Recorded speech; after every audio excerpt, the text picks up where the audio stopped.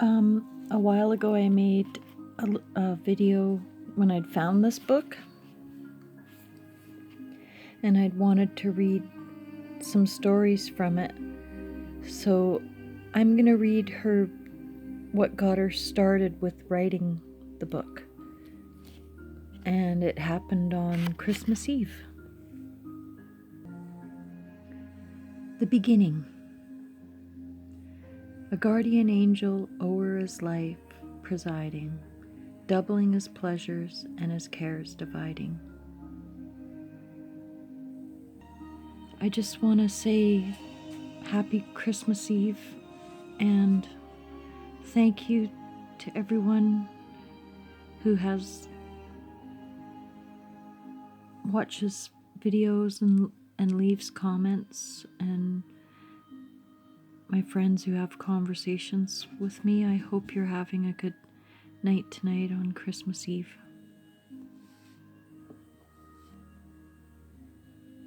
It was just past midnight on December 24th, 1983. And just so you know, my old cat is acting like a kitten right now. That's not in the book, as you can see. Okay. The Midwest was shivering through a record-breaking cold spell, complete with gale-force winds and frozen water pipes. And although our suburban Chicago household was filled with the snug sounds of a family at rest, I couldn't be part of them, not until our 21-year-old son pulled into the driveway. At the moment, Tim and his two roommates were driving home for Christmas, their first trip back since they had moved east last May. "Don't worry, Mum," Tim had reassured me over the phone last night. "We're going to leave before dawn tomorrow and drive straight through. We'll be fine." Kids. They do insane things. Under normal circumstances, I figured a Connecticut to Illinois trek ought to take about 18 hours. But the weather had turned so dangerously cold that radio reports warned against venturing outdoors even for a few moments, and we'd heard nothing from the travelers. Distressed, I pictured them on a desolate road. What if they ran into car problems or lost their way? And if they had been delayed, why hadn't Tim phoned? Restlessly I paced and prayed in the familiar shorthand all mothers know. God, send someone to help them. By now, as I later learned, the trio had stopped briefly in Fort Wayne, Indiana, to deposit Don at his family home. Common sense suggested that Tim and Jim stay the rest of the night and resume their trek in the morning. But when does common sense prevail with invincible young adults? There were only 4 driving hours left to reach home, and although it was the coldest night in Midwest history and the highways were snowy and deserted, the two had started out again. They had been traveling for only a few miles on a rural access road to the Indiana Tollway when they noticed that the car's engine seemed sluggish, lurching erratically and dying to 10 or 15 miles per hour. Tim glanced uneasily at Jim. "Do not," the radio announcer intoned. "Repeat, do not venture outside tonight, friends. There's a record wind chill of 80 below zero, which means that exposed skin will freeze in less than a minute." The car surged suddenly, then coughed and slowed again. "Tim," Jim spoke into the darkness, "we're not going to stall here, are we?" "We can't," Tim answered grimly as he pumped the accelerator. "We'd die for sure." But instead of picking up speed, the engine sputtered, chugging and slowing again. About a mile later, at the top of a small incline, the car crawled to a frozen stop. Horrified, Tim and Jim looked at each other in the darkened interior. They could see across the fields in every direction, but incredibly, theirs was the only vehicle in view. For the first time, They faced the fact that they were in enormous danger. There was no traffic, no refuge ahead, not even a farmhouse light blinking in the distance. It was as if they had landed on an alien snow-covered planet. And the appalling, unbelievable cold. Never in Tim's life had he experienced anything so intense. They couldn't run for help. He knew that now for sure. He and Jim were young and strong, but even if shelter was only a short distance away, they couldn't survive. The temperature would kill them in a matter of minutes. "Someone will come along soon," Jim muttered, looking in every direction. "They're bound to." "I don't think so," Tim said. "You heard the radio. Everyone in the world is inside tonight, except us." "Then what are we going to do?" "I don't know," Tim tried starting the engine again, but the ignition key clicked hopelessly in the silence. Bone-chilling cold had penetrated the car's interior, and his feet were already growing numb. "Well, God," he prayed, echoing my own distant plea, "you're the only one who can help us now." It seemed impossible to stay awake much longer. Then, as if they had already slipped into a dream, they saw headlights flashing at the car's left rear.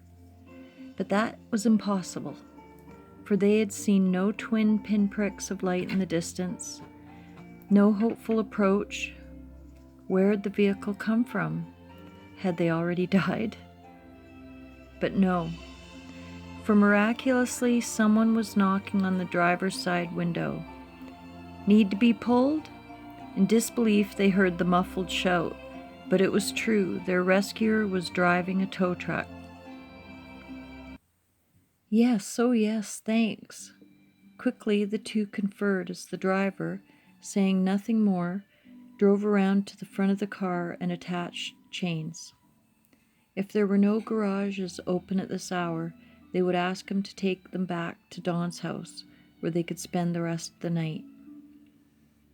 Swathed almost completely in a furry parka, hood, and a scarf up to his eyes, the driver nodded at their request but said nothing more.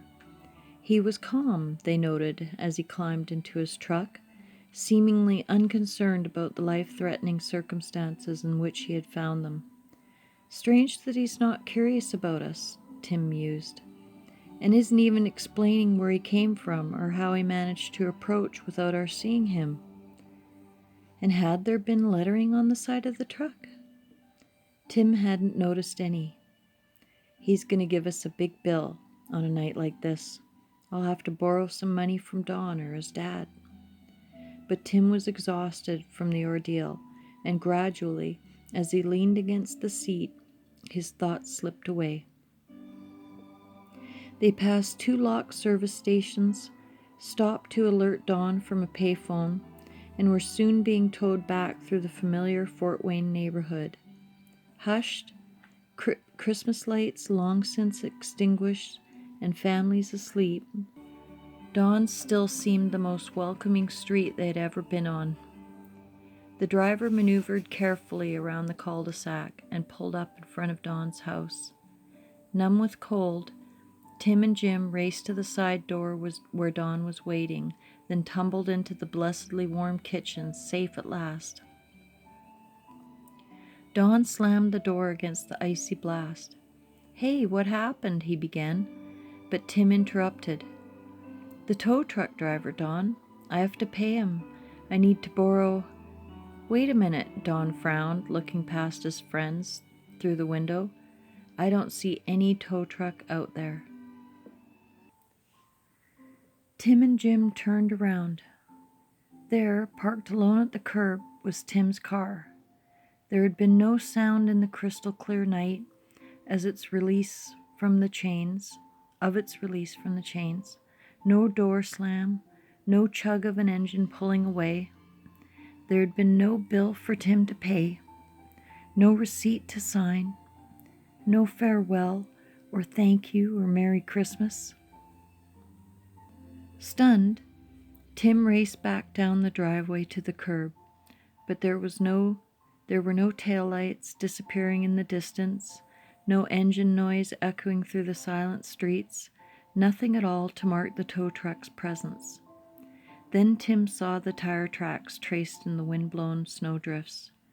But there was only one set of marks ringing the cul-de-sac curve, and they belonged to Tim's car. When Christmas carols fill the air and our worries regress in a temporary whirl of holiday nostalgia, everyone believes in angels. But it's harder to accept the likelihood that the multitude of heavenly hosts on that long-ago Bethlehem hillside has relevance in our lives too, that God's promise to send his angels to protect and rescue each of his children is a faithful pact continuing for all eternity. I have a cat rubbing my hand. Miracle. See?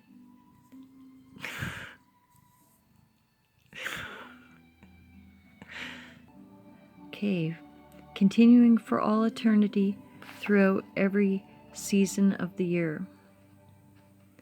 Angels don't get much attention today. If the spirit world is acknowledged at all, it's usually the dark side, the bizarre satanic cults that are wreaking so much havoc, especially among our youth. Yet there is evidence that good spirits are also at work here on earth, combating evil, bringing news, warning us of danger, consoling us in our suffering, then vanishing just as the angels did on that first Christmas night. Angels don't submit to litmus tests, testify in court, or slide under microscope for examination. Thus, their existence cannot be proved by the guidelines we humans usually use.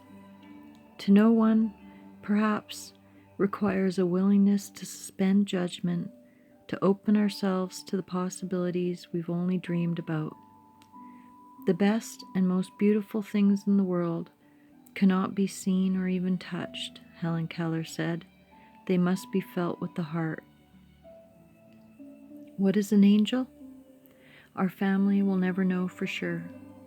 But on Christmas Eve in 1983, I heard the whisper of wings as the tow truck driver answered a heavenly summons and brought our son safely home.